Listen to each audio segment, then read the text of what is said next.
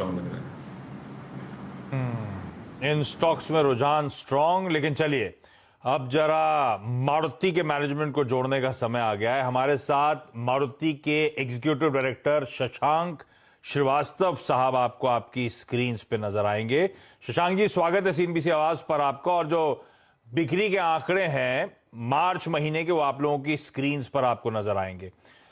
इन्हीं नंबर्स पे सर से बातचीत करनी है। और ये आंकड़े तो खैर म्यूटेड है प्रशांत सर, स्ट्रीट एक्सपेक्टेशंस जैसी थी उसी के मोटा मोटे अनुमान के मुताबिक, लेकिन जो सेल्स एक्सपेक्टेशंस हैं अब आने वाले समय के लिए वो कैसी नजर आ रही है, यहां से आउटलुक कैसा है? मैं इसीलिए पूछ रहा हूं क्योंकि सबसे बड़ी चिंता हो गई है entry level passenger vehicles, two wheeler सबके लिए, और मारुति क्योंकि एंट्री लेवल पे डोमिनेट करता है, वो जो पंप्स पे फ्यूल प्राइस लगातार बढ़ रही है।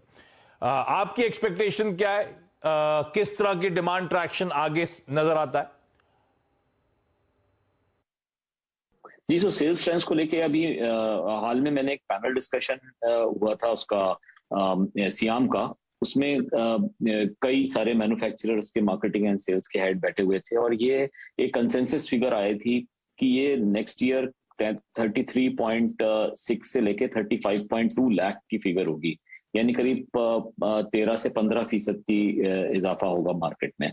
ये एक फिगर आई थी, लेकिन उसमें पैनल ने ये भी 6 रिस्क फैक्टर्स वहां पे फ्लैग किए थे। तो उसमें एक रिस्क फैक्टर जैसे आपने बताया इन्फ्लेशन का, दूसरा इंटरेस्ट रेट्स बढ़ने का, क्योंकि आपको जैसे पता है कि 80% गाड़ियां जो हैं हमारी इंडस्ट्री में रिटेल में फाइनेंस के थ्रू होती हैं, तो एक वो रिस्क है। तीसरा, कोविड जैसी अगर कोई चीज होती है दोबारा, वो एक रिस्क है। फ्यूल प्राइसेस का आपने जैसे जिक्र किया, एक वो रिस्क भी माना जा रहा है। और एक बड़ा रिस्क ये भी समझा जा रहा है कि सेमीकंडक्टर के चलते जो सप्लाई सिचुएशन है वो भी एक फैक्टर है जो कि इस पे सवालिया निशान लगा सकता है। तो ये सारे फैक्टर्स को मिला के ये कहा था कि ऑप्टिमिज्म तो दिख रहा है मार्केट में, लेकिन उसके साथ ही एक कॉशन की भी जरूरत है, क्योंकि ये 6 फैक्टर्स कहीं ना कहीं नेगेटिवली अफेक्ट करेंगे इंडस्ट्री को। इश्यूज हैं जो इंपैक्ट करेंगे, लेकिन शशांक सर वो सेमीकंडक्टर चिप्स की जो किल्लत थी, शॉर्टेजेस थी, क्या इश्यू अब हमारे पीछे है, क्लोज टू रिजोल्यूशन है, या वहां पे जस की तस स्थिति अभी भी है, स्टेटस क्यो टाइप नजर आ रहा है? क्या चल रहा है वहां पे? जी, तो अगर आप पिछले 6 महीने से देखें तो स्थिति में थोड़ा सुधार हुआ है। आपने सही फरमाया, जैसे सितंबर में 40% का हमारा प्रोडक्शन था, अक्टूबर में वो 60% हुआ, नवंबर में 83% हुआ, दिसंबर में 90% हुआ, जनवरी में 92% हुआ, फरवरी में 95% और मार्च में भी लगभग 95% का प्रोडक्शन रहा। अब प्रश्न ये आता है कि ये नॉर्मलाइज 100% कब होगा? और 100% जो है उस पे हम कोई एक इत्तेफाकी राय नहीं बना पा रहे हैं, क्योंकि अभी उसकी विजिबिलिटी सप्लाई की नहीं है। तो ये प्रॉब्लम तो कंटिन्यू कर रहा है, इतना तो जाहिर है कि ये प्रॉब्लम इस क्वार्टर में भी कंटिन्यू करेगा। और उसके बियॉन्ड कब नॉर्मल होगा ये अभी स्थिति साफ इसलिए नहीं है क्योंकि ये ग्लोबल सप्लाई चेन से रिलेटेड है, एंड सिर्फ मारुति सुजुकी ही नहीं, इसमें पूरे आलमी सतह पे जितने भी मैन्युफैक्चरर्स हैं सारे इससे मुतासिर हैं, they have been affected by this crisis. Sir, अभी तो ईवी नहीं है आपका, जो लेकिन सीएनजी पोर्टफोलियो है एज ऑल्टरनेट फ्यूल, वो तो अच्छा कर रहा है। 9 मॉडल्स हैं आपके पास सीएनजी के कुल 15 में से, तो आप ये सीएनजी की ऑफरिंग्स बढ़ाने की तैयारी कर रही है मारुति? क्या थ्रस्ट देने की तैयारी कर रही है? क्या जोर देने की तैयारी कर रही है क्या? जी, तो जैसे बिल्कुल आपने सही फरमाया और बहुत अहम सवाल है, और आपकी फहरिस्त में जैसे आपने बोला सबसे अहम सवाल यही था। और हमारे सीएनजी में 9 जो मॉडल्स हैं उसको हम चाहेंगे कि इसको बाकी जो मॉडल्स हैं उसमें भी सीएनजी आए, लेकिन इस समय हमने जो प्लान किया है वो फेज वाइज इंट्रोडक्शन का प्लान किया हुआ है, और वो इसलिए भी किया है क्योंकि जो एग्जिस्टिंग मॉडल्स की डिमांड है उसको हम पूरे फुलफिल नहीं कर पा रहे हैं। तो इसलिए हम जो है आगे आने वाले मॉडल्स का हमने फेज वाइज इंट्रोडक्शन का प्लान बनाया हुआ है।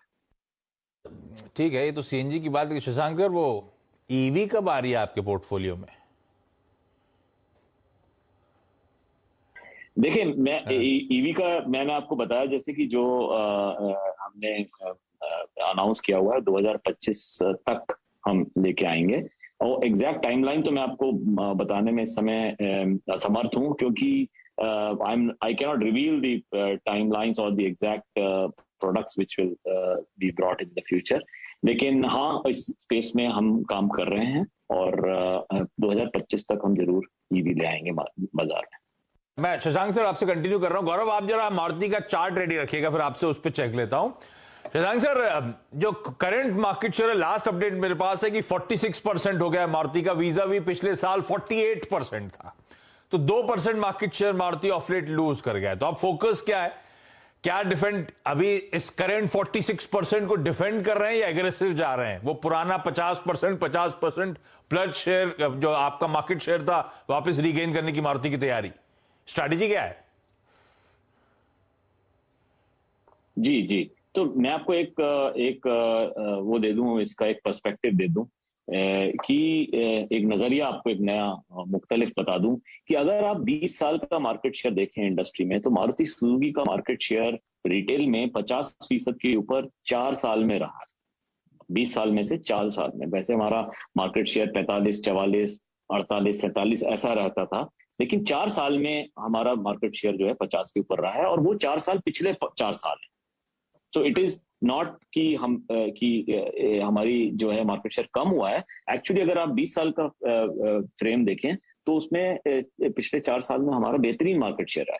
लेकिन आपकी बात बिल्कुल दुरुस्त इसलिए भी है कि एसयूवी के पे हमारे को मार्केट शेयर, क्योंकि अब एसयूवी का सेगमेंट बहुत बड़ा हो गया, तो वहां पे हमें एक मार्केट शेयर बढ़ाना पड़ेगा अगर हमें ये 50% का मार्केट शेयर बरकरार कर सकते हैं। और ये बहुत पॉसिबल है, ये बिल्कुल मुमकिन है। और इनफैक्ट उसको यकीनी बनाने के लिए ही हम ये कह रहे हैं कि अगर हम नॉन एसयूवी सेगमेंट देखें तो हमारा 66% मार्केट शेयर की हिस्सेदारी है, और अगर हम एसयूवी में अगर हम थोड़ा मार्केट शेयर और बढ़ा लें तो हम 50% को दोबारा यकीनी बना सकते हैं, इसमें कोई शक नहीं है।